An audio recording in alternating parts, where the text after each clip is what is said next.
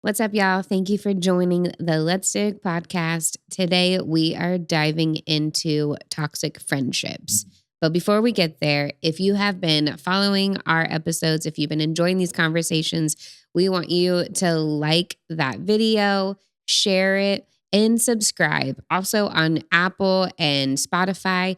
Leave us your reviews. Let us know that you are enjoying it. We want to hear back from you. And we want to know that these conversations are adding value to your life. So let's jump into the toxic relationships and let's dig. Yeah. Okay, but before we dig, I need to set up, because toxic is such a taboo word, or like a trigger word of like, ew, you're so toxic, or that relationship is so toxic. Right. Like, I want to literally clear up some toxic traits. Okay. Somebody in the comments really got on me about not quoting my resources in another episode. So this resource is from Pinterest. There you go. Actually, it says, Understanding the Narc from Maria. I can't say her last name. So just so that person knows, I quoted my resource. But anyways, this is toxic traits. And I love that it clarifies. Wait, why is that so important to you that you have to quote your resource? No, that person was saying, it was in a different episode, and they were like, what context is this in? Where did it come from? It was the one about finances. And they were like, is this a church thing? Is this a national thing? Like, they were kind of questioning the validity of the information I was giving. Oh, gotcha. So now I literally wrote them back and I said, okay, I'll do better next time. So I'm trying to do better this time. Okay. I got you. I know you don't care what people think. No, I care what people think. I just don't live by what people think. I think there's a big difference. That's a very good clarification. I care what people think. I just don't live by what people think. If I made adjustments to my life based off of what every person thought in my life, I'd be upside down, sideways, left, back. That's true. Up, down. I was just I did understand where they were coming from, of like, what are you reading from? Where did that come from? So I was like, okay, let me bring context. Like, were they commenting to the whole long form video or a short? That I don't remember. If they're commenting to a short, it's a short. All right. It's 45 seconds. You don't get to quote your resource in the short. Right. But in a long form, there are going to be some times we can tell you where we get stuff from. Like, it's the Bible, or we're reading an article. Right. But sometimes some of the information where we get it from. But honestly, sometimes the graphics just on Pinterest are just so informational that's where I like to go to just get bullet points of something. So, I'm going to say this too. Like, everything is recycled. So even if I told you where I got it from, we don't know where they got it from and where they got it from. Ain't nothing new under the sun. That's true. Okay, let me go into this. Okay. So I love that it says toxic traits are consistent characteristics and not something you do sometimes, which I think is very, very important to clarify. It's either something that you do all the time. It is you. This is who you are. Yeah. That characterizes it as a toxic trait. Not just, sometimes you can be so selfish. Like, that's not you being toxic. Right. It's like, if I think about foods or drinks or something like that, if there's something inside of a drink that's toxic, it's not like, oops, we accidentally put it in there. It's just in that drink. That's what that drink is. So, like, meaning like toxic is... I didn't pick that one up. Meaning like, it's not just something that's just in there by mistake, or you did it by accident, or just once in a while. Are you saying that toxic is basically, it's part of your character? It's like what's actually inside. So I'm saying like a drink. So if there's certain drinks out there that has, you know the whole thing is going on around, right? Like right now with like Celsius and stuff like that. There's something in there that's toxic, right? It's intentionally put in there. And it's toxicity. Yes. Right? So it's their characteristic. It's the characteristic of Celsius to be toxic. Yeah. So that's what you're saying. Switched. That's what you're saying. Like, it's something that's it's an ingredient of them. Right. Okay. Now I got you. That was a great analogy. I just had to break it down in a way that I could understand it in real life form. I didn't get that. Okay. Or like, I didn't get it at first, but now I'm with you. Okay. So here are some of those characteristics. Ready? I'm just going to read some off. Selfish. Very critical of others, lacks capacity for mental or emotional growth, holds on to dysfunctional beliefs, even if it's hurting others and themselves. Yeah. Self-absorbed, inability to have empathy, sympathy, or both, manipulative, extremely needy, extreme lack of self-awareness, closed-minded, it's only their viewpoint, nothing else, disloyal, dishonest, and can't be trusted, controlling and obsessed with power, jealous, and always needs to be and have anything better than others. Inability to apologize and take accountability, thinks the world revolves around them, needs constant attention, always needs to be the center of attention, will not accept no as an answer, and does not respect boundaries, overly focused on image and has superficial values, holds a grudge, rages, is unable to process anger in a healthy manner, and blames everything on everyone else and has the tendency to see themselves as victims. Okay. That's a lot. First of all, if you got anybody like that in your life, you need to dump them. You need to get rid of them. Like, I'm not talking about just friendships. I mean, even if it's a coworker, right? I think some of us we have like our home lives and we have like our work lives. Right. Remember that one coworker that you used to work with back in the days at a salon? And I knew Danny Lee was hanging out with somebody new at work because how you were coming home, I was like, why are you talking like this? And there's a few times like you even started using some profanity every once in a while. And I was just like, and it came to find out your work life that you had. There were some toxic coworkers that you had. So it started to affect us. Yeah. And our lifestyle together. It's true. And I think I think it's happening so more now than ever before that people are compromising when it comes to their relationships. People are compromising when it comes to who they allow to speak into their life. And I know for me and for us, like we're very intentional now. Just right now, I just said the comment of just like, I do care what people think. I just don't live by what people think. That's so important. So we're very intentional about the people that we know that are toxic. And here's the thing about toxicity, like you might be a toxic person and you don't even know it. That is true. You don't even know that you're turning people against each other. Like you don't even know that. I saw just someone post the other day, like in Proverbs, right, where Solomon's talking about all these things that God hates. He talks about these people that are quick to gossip, people that are quick to plot evil plans. Like, you know what I mean? Yeah. But I just know for us, we're very intentional about, okay, we're going to make sure we put ourselves around godly people that strive for goodness, people that actually are very intentional about having a repentful heart, or people that feel compassion in situations. Like, you know what I mean? Yeah, it's true. You can really tell a person's ingredients, right, per se, by how they respond to certain situations when they're wronged or when they see someone else doing something wrong. Like they'll show you your true colors. You just have to be a character and judge it. But I think really when you look at friendships, I always not rate them, but I always kind of judge them based on how do they make me feel when I'm done with that person? Like when I walk away from a 2-hour lunch with a friend, do I feel drained? Do I feel frustrated with my life? Like, do I go home and I'm like, oh, my car's not good enough. This isn't good enough. My clothes are, I need to go spend money. I need to go do this. Or do you feel encouraged? Right. Do you feel inspired? Do I feel challenged of like, man, I got to do better on this? You just had coffee with somebody this morning, right? And I can tell it was a good coffee date that you had with your friend based off of just how you came home. Yeah, it's very true. Or even like my relationship with your sister, I love her so much. And she really is that person that challenges me and I challenge her. She challenged me in when your mom passed away, actually. Listen, our vocabulary was not glorifying the Lord. It was a stressful time. It was really a situation. And she was the one who was like, sis, we got to do better. Let's do better. And I was like, okay, we're going to do better. And then I saw her a different time and I was like, sis, we got to do better. And she was like, you're right. We got to do better. Yeah. So like that is a healthy, godly friendship that pulls on each other, that calls each other out to do better and to be better. But if there's another friend that is just encouraging your bad behavior or just saying like, girl, go ahead, do what you need to do. Go get drunk, go do whatever. No, sir. Yeah. And you know what too, man? I think sometimes people feel like they owe some people in their lives their relationship.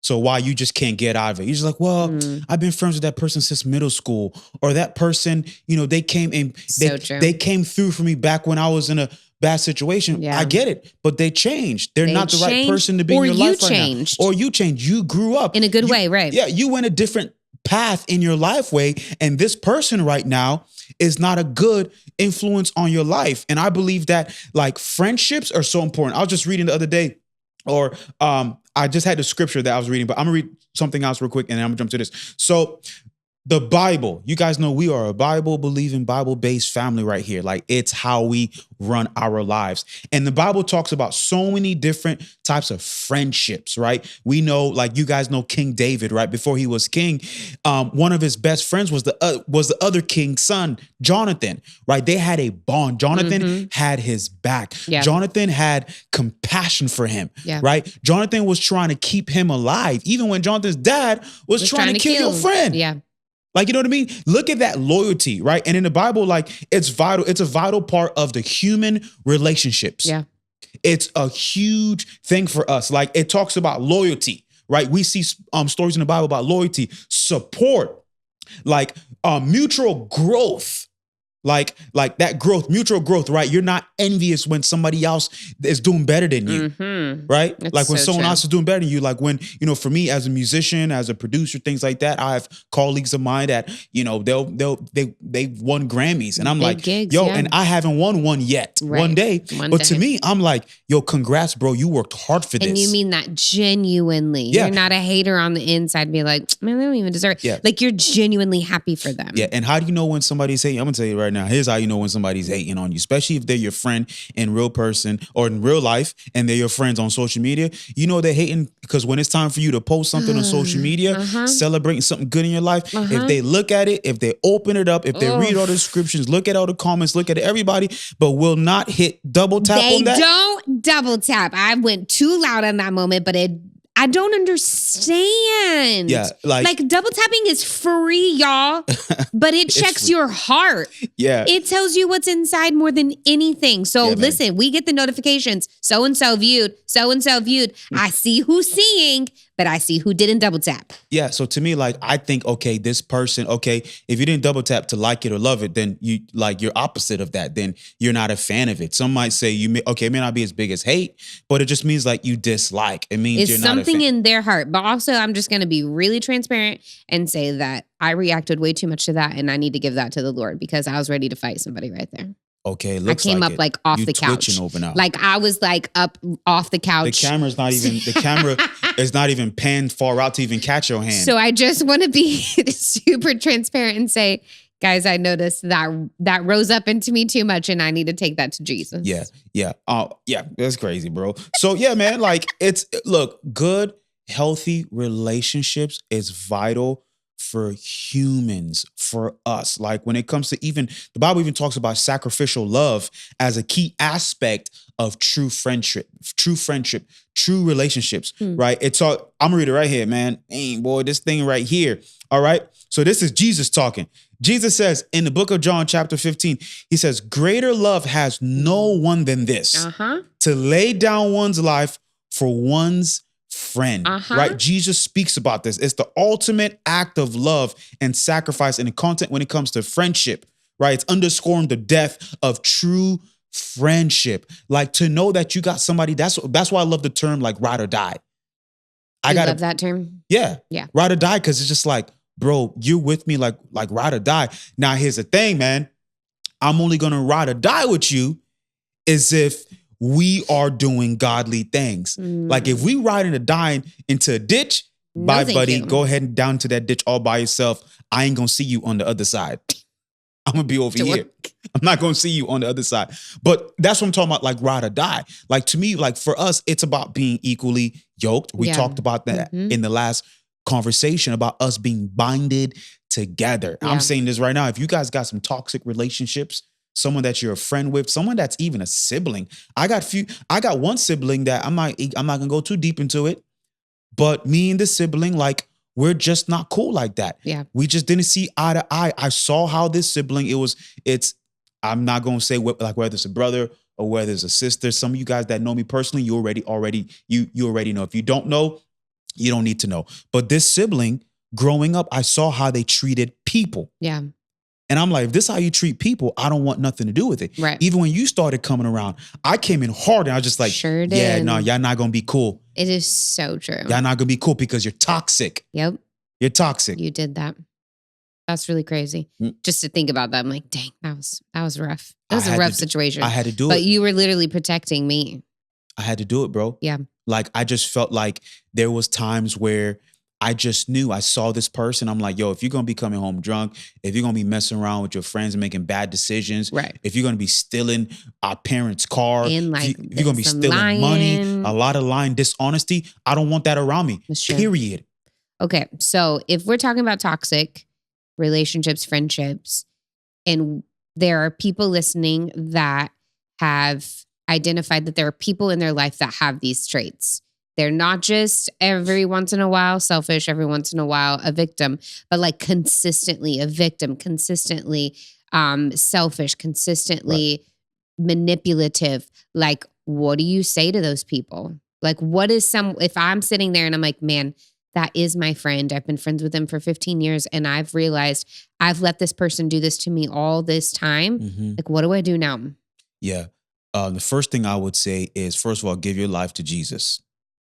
Meaning, and I'm going to break that down real quick, because some people might say, well, that was all spiritual. I'm going to break it down for you. Give your life to Jesus. Because when you give your life to Jesus, you realize you only owe one person your life, and that's Christ. That's good. Because he paid the ultimate price for us. Yeah. The ultimate sacrifice for us. And because of that, nobody owes me nothing. And I only owe one person something, and that's Christ, and that's my life. And once I get to that point in my life, I don't owe anybody nothing. Like, I don't owe someone my friendship. Yeah. Like, you know what I mean? So there's people like, if I know you're toxic and I don't want you in my life per se, speaking into my life and inspiring my life, like when I see you, I'll just say hi. Right. I say hello. No hard feelings. But I'm not going to be like, hey, how's it going? How's life? What's up? It's lying. It's true. Because I really don't want to know, because I know what you're about to speak right now. And so to me, I'm like, hey, hi, hello, good morning. That's it. I'm saying, hey, man, how's your weekend? Nah. I know what you're about to dump on me. And what I would say to that person that feels like they're in a toxic relationship and they want out, that's my first thing, man. Like, literally give your life to God. Because when you give your life to God, you'll have compassion and you'll have love for that person. Yeah. But you realize, like, you want to be in the same path with godly, righteous people. That's the first thing I would say. And the second thing I would say is, bro, honestly, confront it. Yeah, you have to. Confront it. Just confront. You remember that one friend I confronted this one time? I called him. Hold on, wait. You remember the one friend I confronted one time? There's so many. Like, you're that kind of friend. But you remember So remind me, which one are you talking about? Friend? So basically, I'm going to be very vague. I think I know what you're talking about. All right. He called me into a gig, into an opportunity, and I came into the gig. I came into that organization. Yes, I know. Off of his word. Yeah. Right. And I started doing my thing there. I started helping out. I started playing. I was doing my stuff as a musician. Well, the people there in that organization started treating me funny. And I remember thinking, like, why are they acting like this? Well, several months later, fast forward, one person in that organization pulled me aside and said, yo, we didn't think that you were down to do this and down to do that. I was like, where'd you guys hear that? Yeah. We're like, well, that other person, there's the guy that brought me in.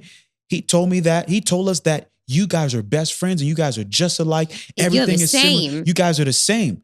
And I remember thinking, like, no, we're not the same. Right. Like, we're friends, but we're not the same as he's describing it, yeah. Like, I'm my own self. Like, we have different characteristics. We have different interests. We have different skill sets, different skills, different temperaments. Yeah. Everything about us is very different. We do have a lot in common, but we also have a lot of things that are different. Right. And this is why they're treating me this way.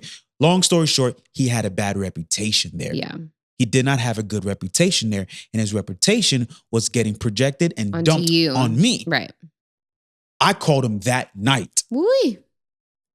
I called him that night and I confronted him. I was like, not pretty. Hey, bro, why am I hearing? What am I hearing? And I'm not going to tell you guys about what the argument was, but I'm just still answering your question. Right. Of just like, you give your life to God. When you give your life to God, you realize that you owe anybody, you owe no one nothing except God. And so that lets you know that I'm only binded to one person, and that's God. And the second thing is, you confront that person, man. Yeah, you straight have to. Listen, I was telling you about, so I am a hairstylist. I do weddings, brides all the time. And I was telling you, I was talking to a bride the other day. It was not one of my brides. And she was talking about how she had a maid of honor that was just copying everything she was doing.